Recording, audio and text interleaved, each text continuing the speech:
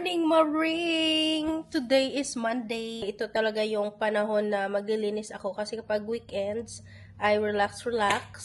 Lalo na kapag nandito yung asawa ko, tapos yung mga bata, hindi ako nakakapag-concentrate sa paglilinis dahil magulo, maingay. Unahin ko muna ang dishwasher na punong-puno.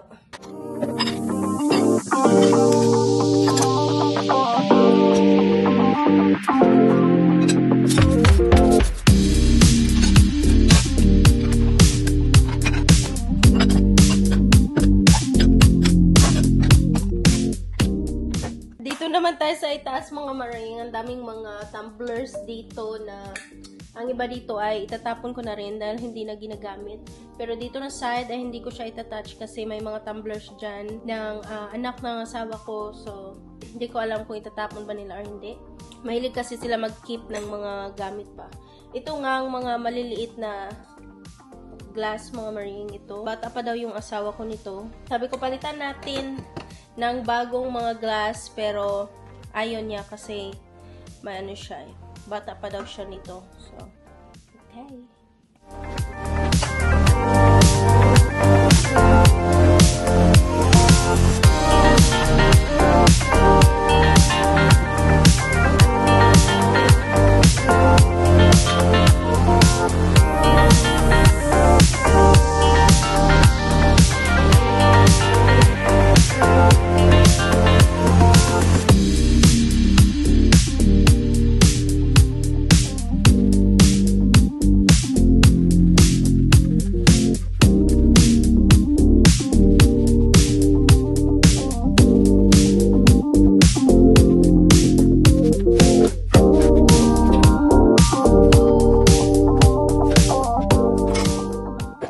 Pagkain dito maring ay ibibigay ko sa aso namin sa labas.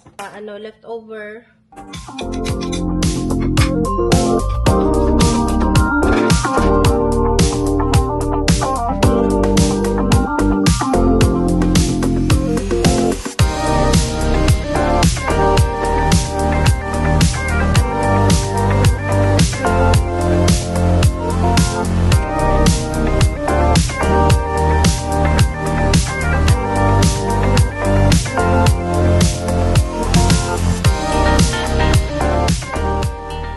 Next up ay ang plato. Ang walang katapusang plato, Maring.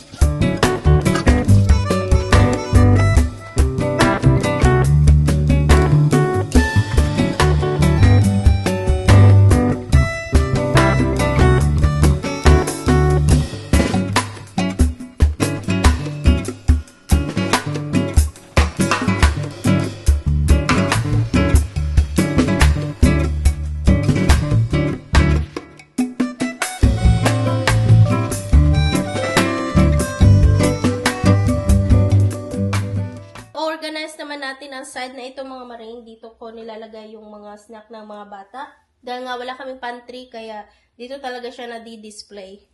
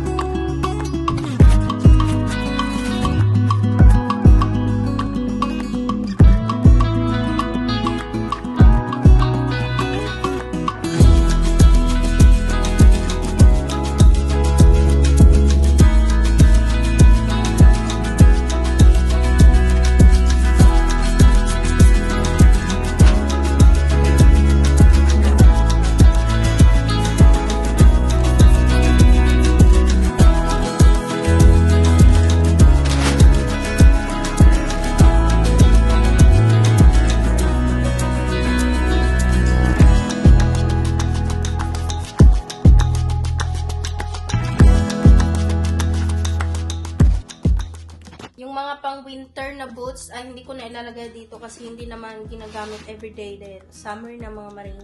So, sumisikip lang siya dito. So, aalisin ko siya at ilalagay ko dito ay yung mga ginagamit namin everyday.